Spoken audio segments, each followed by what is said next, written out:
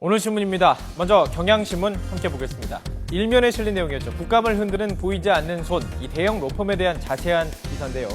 이 로펌들이 국감 증인으로 채택이 된 인물에게 의뢰를 받아서 연줄인 이 백을 쓰거나 해외로 도피를 하거나 병원에 입원을 시키는 등 이런 편법으로 증인 빼주기에 나선다는 것입니다.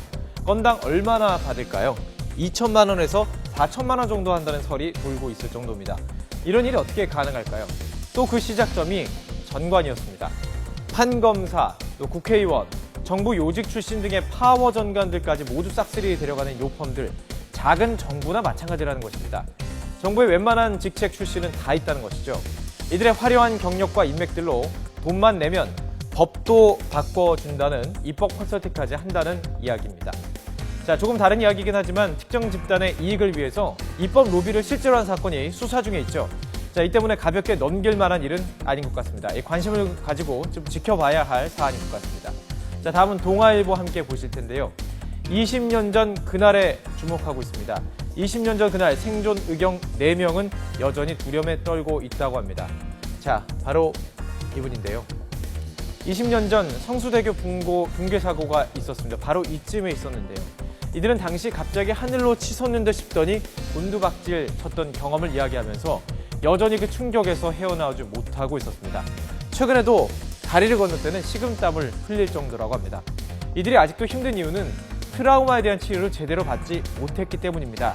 그들이 받은 것은 단지 일주일의 휴가와 국회의원들이 건넨 금일봉이었습니다. 그들의 이야기를 좀 들어보시죠. 병원에 입원 기간 높으신 분들과 기념 촬영을 하느라 치료를 제대로 받지 못했다는 것입니다. 자, 그때의 이야기를 다시 들춰내는 이유는 바로 여기에 있습니다.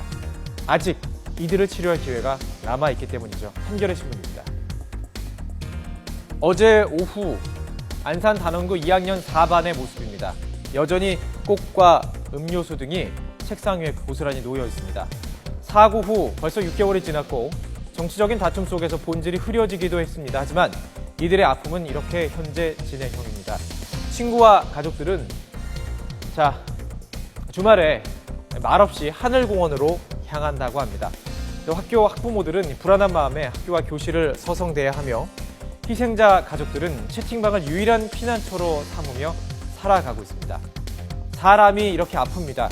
가족과 친구를 잃은 극심한 슬픔 속에서 내 이웃이 이렇게 아파하면서 울고 있습니다. 성숙한 사회는 이걸 어떻게 대처해야 될까요? 일단 이들이 치료를 통해서 심리적인 안정을 취하도록 돕는 것이 우선이 아닐까요?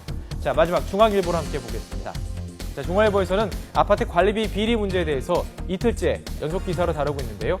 투명한 아파트 관리비 운영을 위한 10개명 실었습니다. 우선 입주자 대표를 뽑을 때 반드시 참여해야 한다고 합니다. 좋은 대표, 투명한 대표가 필요하겠죠. 아파트 홈페이지나 카페가 있다면 꼭 가입을 하라고 조언합니다. 이 공지들의 조회수만 올라가도 대표회의는 긴장한다고 하네요. 자, 대표회의 내용과 관리비 내용은 꼼꼼히 기재하고 공개할 것을 요구하십시오. 또 공사가 진행이 된다면 가서 확인을 직접 하는 데 이때 건축이나 회계 전문 주민이 있다면 재능 기부를 하면 좋다고 합니다. 아파트 관리비 문제로 잡음이 나오는 것 어제 오늘 일이 아닌데요. 입주자가 이렇게 스스로 나서서 적극적인 대처를 하는 방법이 최선인 것 같습니다. 권리는 가만히 있는다고 지켜지는 것이 아니겠죠. 지금까지 오늘 신문이었습니다.